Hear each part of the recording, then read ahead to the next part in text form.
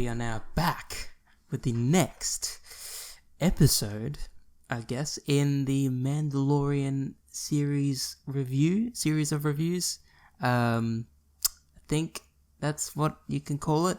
But today, yet again, I'm joined by our excellent guest, Christian. Hello there. And, today it will only be one episode that we'll be talking about, but nevertheless, it's actually quite long, I'd say. Well, not too long, but it's longer than the others. Chapter 4, there's nothing really much to talk about. The last Hive chat went out a couple of days ago, and hopefully that's gone good. And this episode should be, who knows when it should be coming out. Hopefully it should only come out in a day or two. But after that, we'll also be doing the next chapter 5, and who knows, we may get a guest on or not. But besides that, I think we'll get on with it and start our review on Chapter 4, Sanctuary. So, Sanctuary. First thoughts, Christian, what do you think? You think the series is getting better? Or do you think there's a bit of a, not too sure. What's your feelings on it now that you've seen episode 4? I would say better, definitely. Alright. Yeah, I'm actually really enjoying it now. Yeah. Like, I mean, not like I wasn't before, obviously, but like it's definitely improved, I think. Alright. I like the whole turn that it's taken. That's true, you know? That's true, that's very true.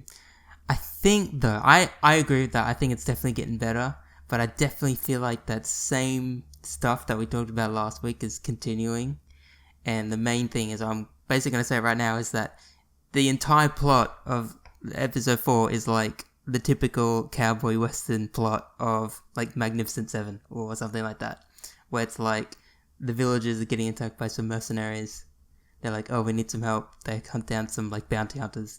It's like, oh, Lord behold, it's the Mandalorian, and he comes with this other chick who we'll talk about in a second, and then they come and save the villagers, who they then train to then fight these pirates or raiders, and then they win, and that's it. I will say I like the story and everything. I think visually it was amazing. I definitely liked the ATSD. I thought that was great, and the way it was presented as well was different. It's way more like menacing than it usually is, because usually when you see it, for example, in like Return of the Jedi, when you see the Ewoks just basically like destroy them with giant logs, they just look like piddly little like chicken things. Here, this thing like looked like pretty menacing and ominous looking, especially with those like red eyes. But we'll get that into a second. But I guess we could start off. Yeah, so this is obviously continuing, obviously, with that Baby Yoda and the Mandalorian, who we still don't know his name, and they've headed to this sort of backwater planet somewhere. I thought they were going to go to that desert planet, but turns out they didn't. But actually, I think I have a sort of a theory that I want to talk about at the end about this. But so they head to this backwater planet, which the Mandalorian's sort of just like, yeah, he'll just leave Baby Yoda here if he can. Which, I don't know, I felt like sort of that was a stupid idea in the first place, because I thought he really knew that they had all tracking on him, or on the baby, but turns out, I don't know if he realized that, because obviously at the end it's like, oh, hang on, they still have those tracking things. But that being said, yeah, so they head to this sort of backwater planet, and they go to this, apparently there's like a tavern thing there, a cantina, and we see our first proper co-star, who is named, I have it written down, her name is Cara Dune, which she is a former rebel shock trooper who is turned into like a mercenary, who basically fought for the Rebel Alliance, and then she was the one who was basically killing all the former Imperial like officers and stuff like that. So she's like, you know, she's a tough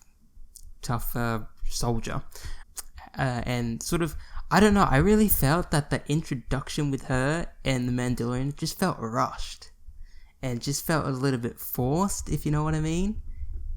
Because she's she's like, oh, I'm just here to like retire and relax, and then like 10 minutes later, she's like, okay, I'll join you. I don't know, it just felt a bit rushed. And I know that the actor who plays it, I think she was in Deadpool, if I'm not mistaken. Was she? I think she was. I think so. She was like one of the bad guys. But she's like the actor's like a martial arts sort of expert or something like that. And like she obviously they probably used her so then they could do like the martial arts little fight between the Mandalorian and that, which was kind of cool. And obviously there's a meme now with Baby Yoda there just walking up with the like soup and just standing there looking. God, Baby Yoda. But talking about that now as well with Baby Yoda. I think, yeah, it's definitely for sure now that it is obviously a puppet. But just the way that the puppet, like, interacts with everything, I think it's just perfect. Like, it looks real. It doesn't look fake, like, whatsoever. And, like, I love how, like, the camera, like, looks at Baby Yoda. It's, like, obviously far down looking at Baby Yoda. And, like, we're always looking up. I think it's cute and it's so cool.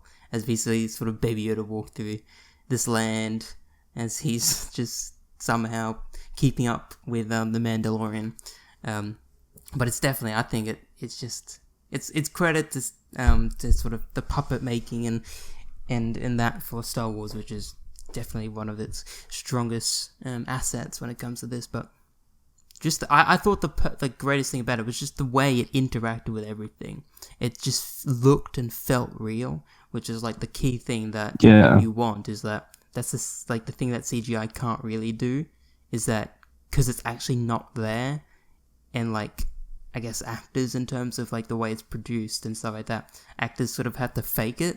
Like I don't know how, like I guess it's sort of like double faking it, because obviously firstly they're doing a fake movie or a fictional sort of story, but then they also have to believe there's another like thing in front of them. But that's the good thing with like Star Wars and stuff like that, is that there's always like something in front of them that at least provokes the like emotions or whatever, which is good, and it fits really well. But then yeah, we get to see that this Cara Dune and the Mandalorian then talk, and we get to learn a little bit about her, as I said before, but we still don't know too much about her.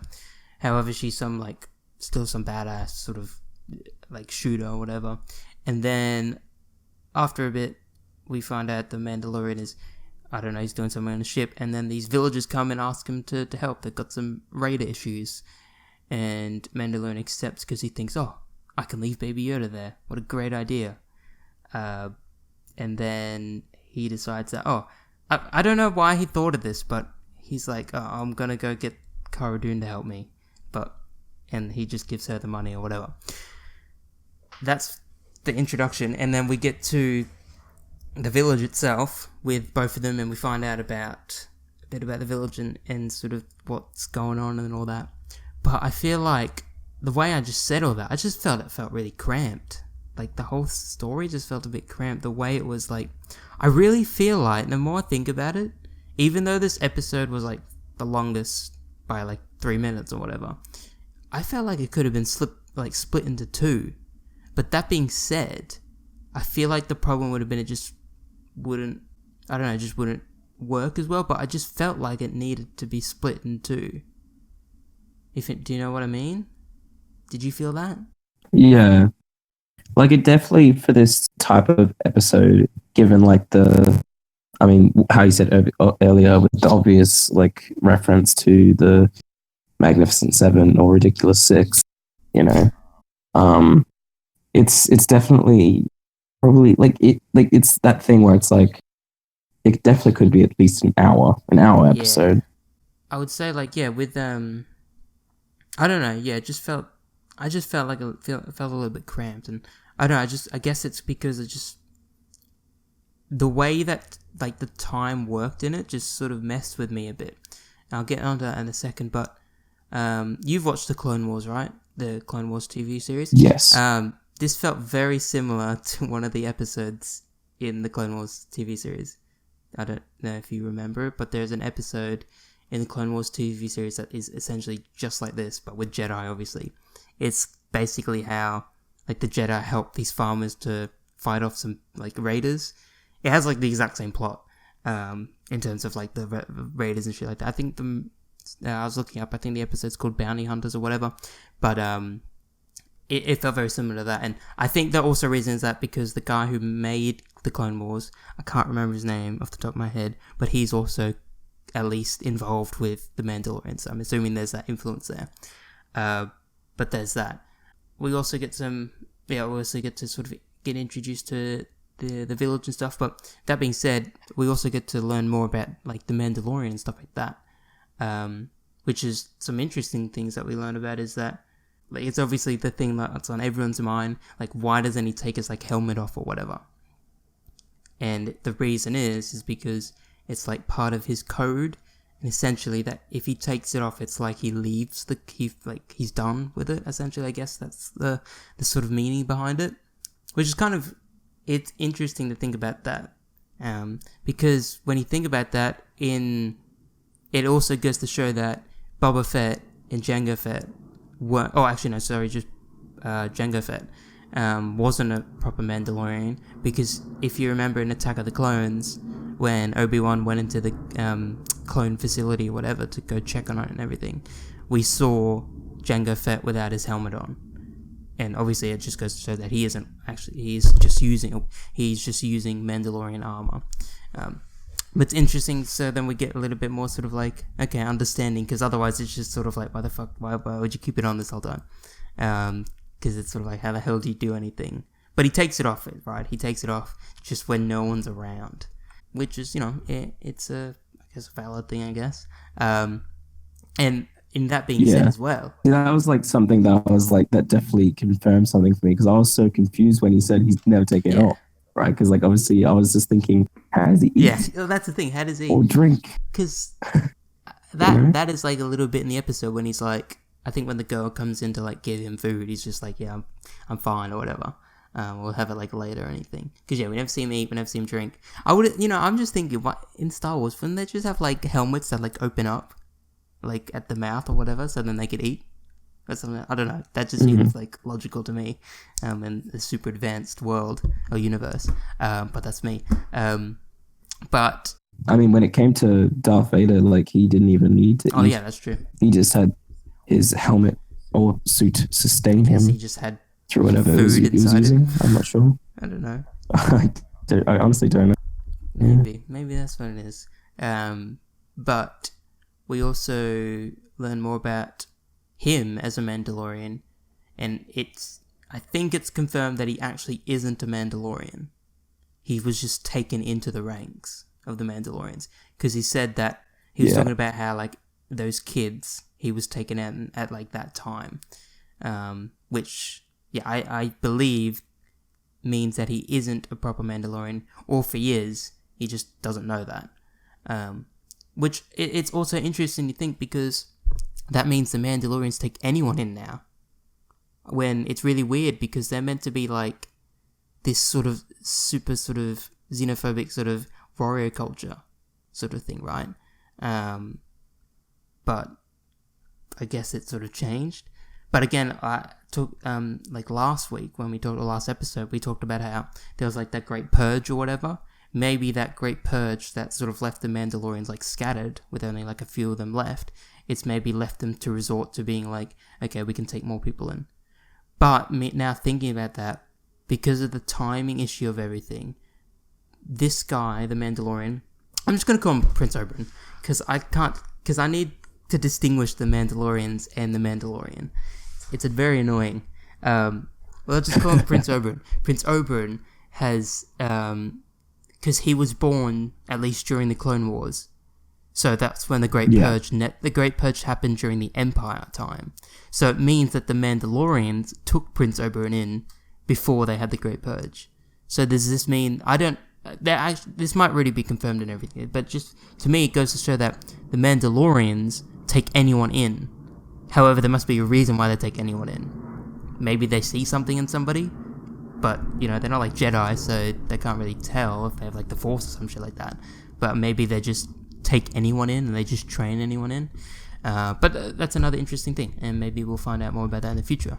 But skipping ahead from that, we eventually find out, in terms of the plot-wise anyway, the farmers and the raiders. The raiders have an AT-ST, which is like really strange. It's like, why the hell would that be out here? And also sort of it prompts Prince Oberyn and Cara Dune to basically be like, yeah, we can't do this. But then they're like, we'll do it, but then the villagers need help by preparing learning how to shoot and how to fight within.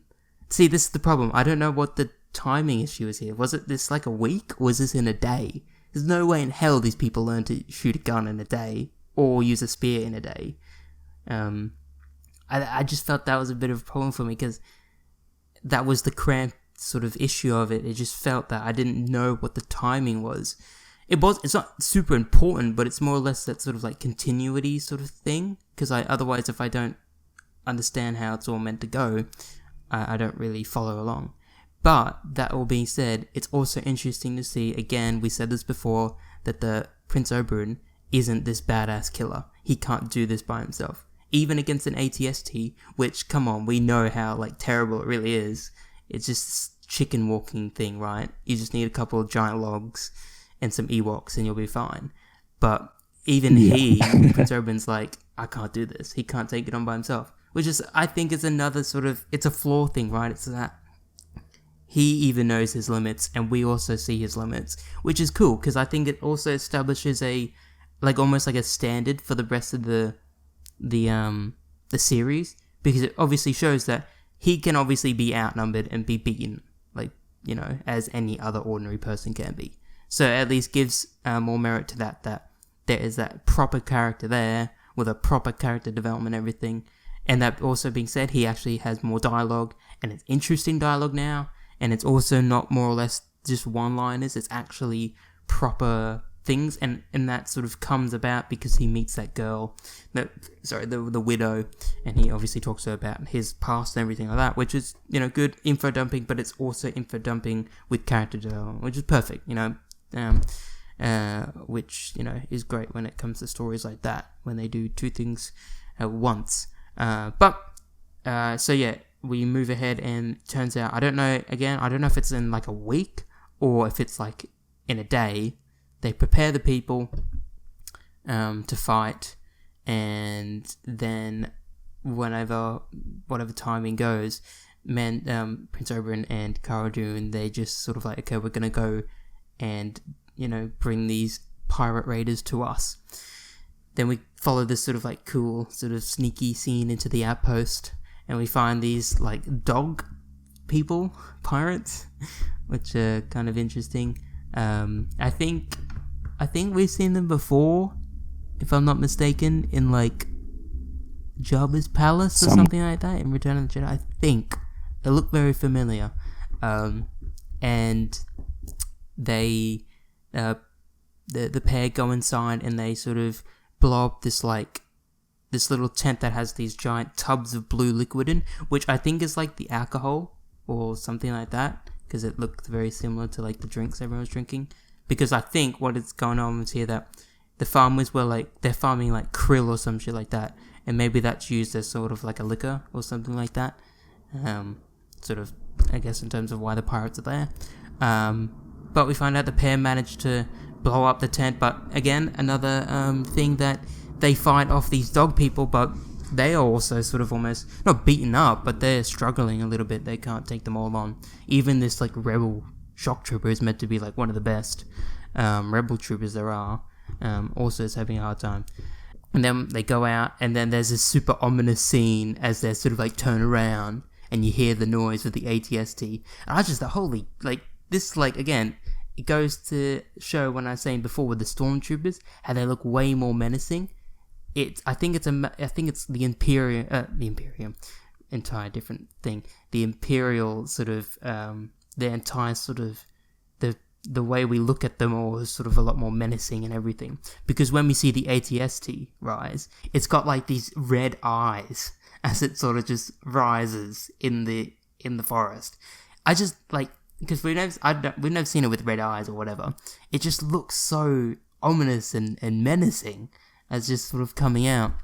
Powerful, yeah. Thing. And like, it sort of sets that, I guess, that like balance of power sort of thing, where it's that there's obviously a limit to the Prince Oberyn's sort of powers, or his strengths and everything, because obviously, yeah, there's no way he's gonna take this on, because if I saw this fucking thing, I would run.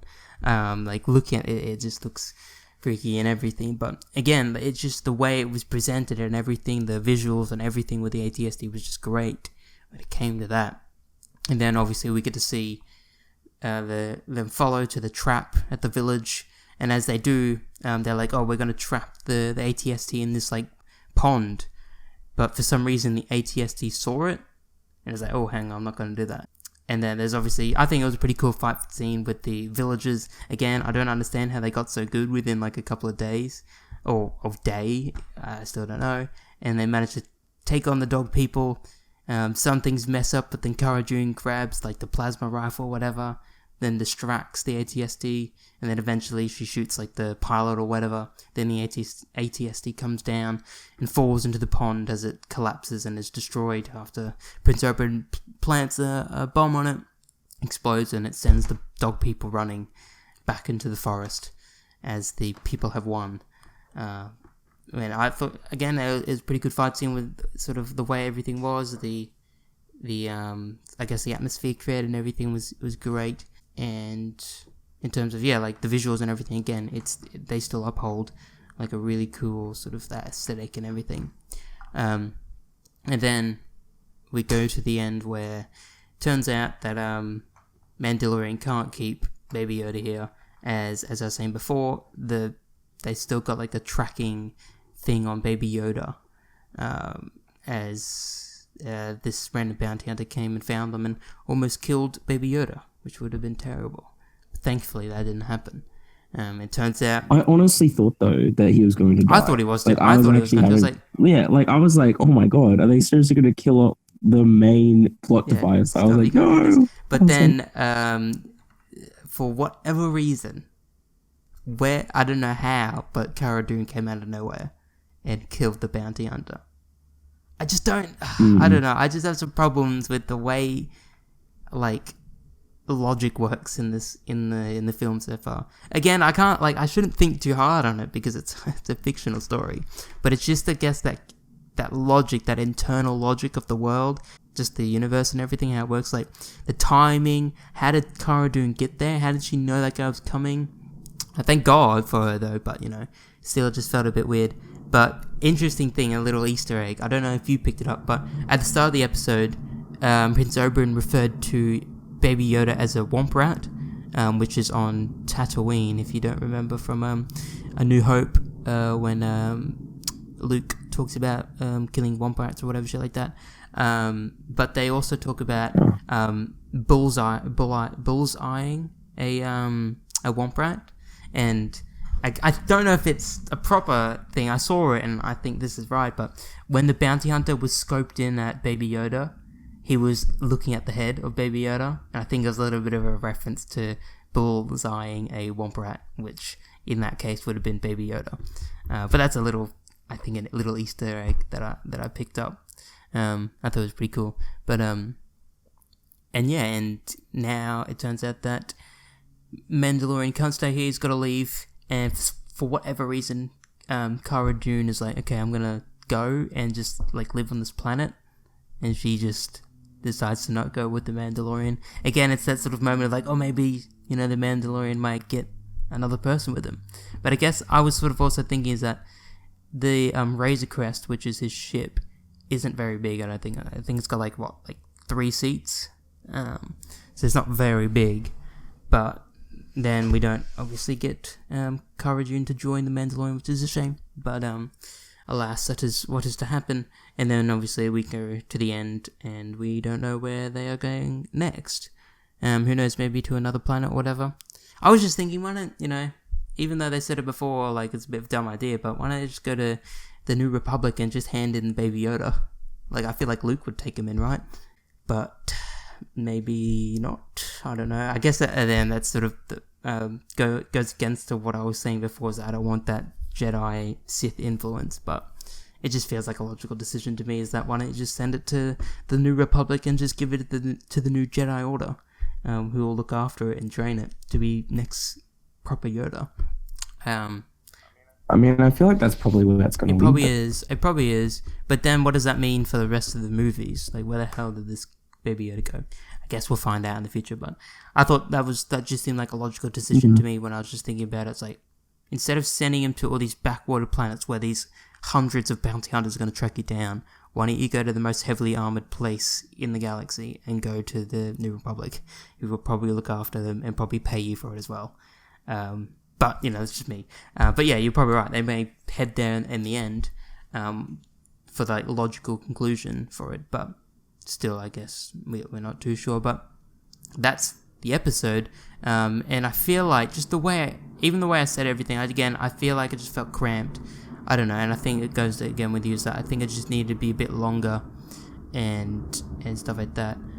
Some things that I want to talk about quickly, and if you want to say anything else, but I feel like I got a theory with the idea of why these characters aren't joining the Mandalorian, and I think this also ties in with another classic cowboy western thing, is that he's gonna like help all these people, and he's probably gonna help a couple more like sidekicks, I guess, and eventually he's gonna be like, I need a team.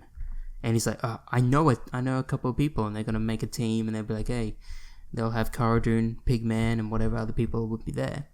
Yeah, that would be pretty cool. I feel like, I don't know, just because they're like proper co-stars of the whole like series, right? So I just felt like they must at least be involved later. I just feel like definitely that maybe he'll be like gathering a party or something like that to do some like mission or something, like protect Baby Yoda or something like that, which would be cool. And I think it'd be interesting to see what other characters there will be. Maybe because I don't know if there's actually any more proper co-stars. I was thinking of the assassin droid, but he's dead. I think he's dead anyway. And I don't really know about anyone else. I think they're the only two that we know of. But that's what I'm sort of thinking and sort of leading towards. But I guess, yeah, the other thing I do want to quickly say is that I thought that that widow, it just felt also very weird, is that why was she such a good shot? It's like, what the hell? She's... Yeah, they didn't really explain that, did they? Like, she's just suddenly known that she was like a really good shot. A hidden badass in the group of pop. Like, I understand that like maybe they want to keep it maybe for later. But it just felt really strange why she was just like, when these people are like isolated. Who knows, but maybe she came from, maybe she was some Empire person or some Imperial person. I mean, some rebel person or something like that, soldier or something like that. Because yeah, she like, when we saw them like all practicing, like she was a pretty good shot when she came to shooting the targets and stuff like that. Yeah, plus though, I feel like that was like sort of like a love interest between... There definitely was. There's that love interest. Like, would you say that? Yeah, I definitely say there was, because, well, I think that's pretty confirmed when it comes to the end, when she was like just about to take off the Mandalorian's helmet, and we know that the only reason why he'll ever take it off is one, because he's done with like his time with the tribe, or he does it in front of significant others. And yeah, I definitely think there's a love interest thing there. Who knows if that will be picked up in the future? Maybe not. But is there anything else you want to say? Because I was gonna say something, but I can't remember. I reckon like sort of general thoughts of the episode. I loved the ATST. Definitely visually, it looked super fucking cool. I really loved the first scene with the Mandalorian and Baby Yoda, with just that playful, iconic duo.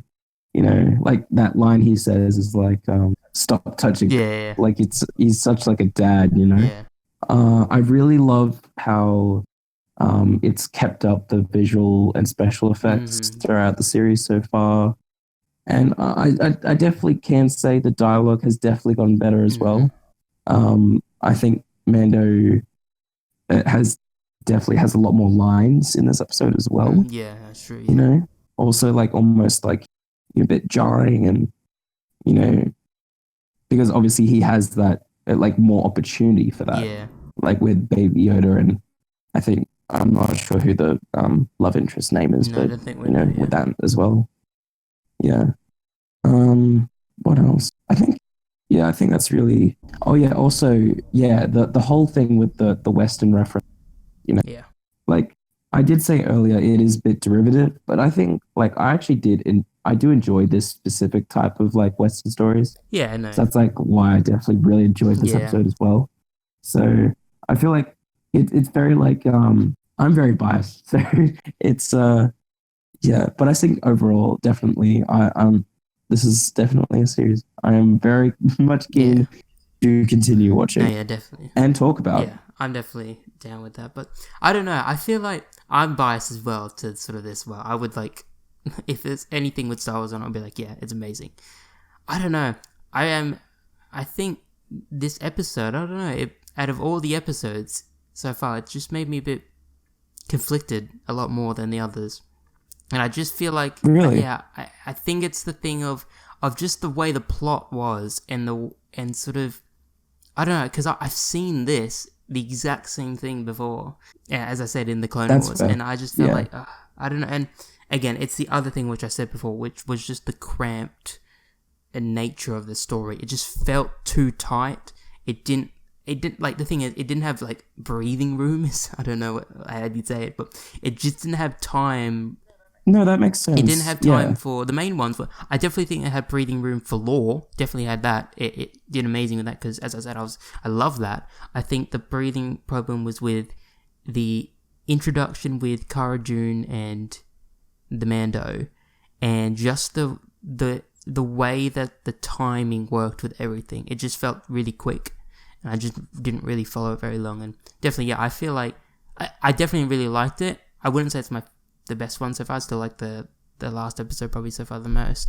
I just don't know. Yeah, it out of all episodes so far, this one's kept me conflicted. I've been thinking about it a lot, and I've watched it like twice now, and I don't know. Just yeah, it's strange, but hopefully it I might change. mean, yeah, something that could be influencing that is maybe um, it like that could definitely be because it is this episode is more of a side story than to say actually benefit the main story, That's true. if you know what I Yeah, yeah, mean. yeah.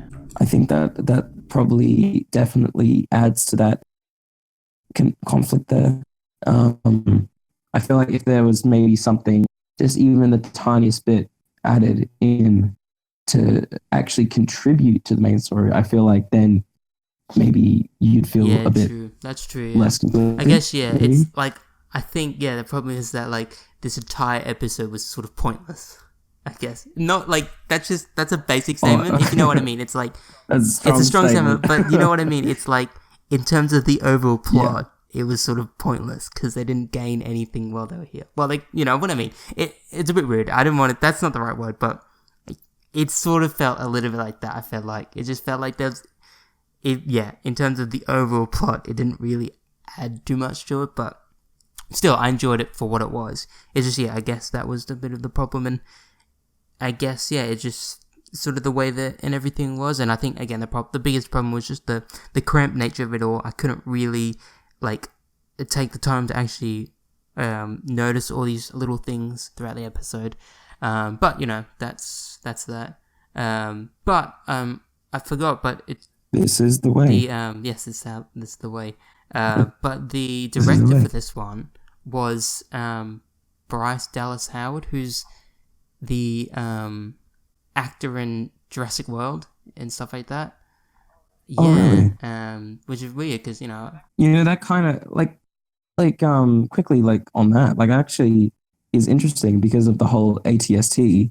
It kind of gave me that Jurassic World. sort of It did. Jurassic I think it did. I mm, think that's where it came vibe. from. I think that When it actually came out, it kind of reminded me of the T-Rex coming through, being introduced, and then through the trees. So actually, yeah, that's very interesting. and Mm. no, I think actually yeah, and I think about it has that influence because yeah, as I said before, just the way it was all presented, it just felt a lot more menacing than like your ATST in Return of the Jedi with the Ewoks, when it's just sort of like Oh this yeah. weak thing that just gets wrecked. But yeah, no, overall, still good. I'm definitely going to continue watching this, and we'll find out what happens next. Episode is getting longer. Hopefully, they continue to get longer. But I guess that is mostly it. Unless you want to say anything else. No, I think that's definitely I said everything that's on my mind. I think still overall definitely loving the show. All Yeah. right. Well, as always, thank you for joining me, Christian. And I believe we will Thank you. catch you next episode. Now, there's two quotes, right? There's I have spoken, and this is the way. Which one do you want? Ooh, I'm letting you choose. I feel like my favorite. I've spoken. Okay. Yeah, this is the way. I have spoken.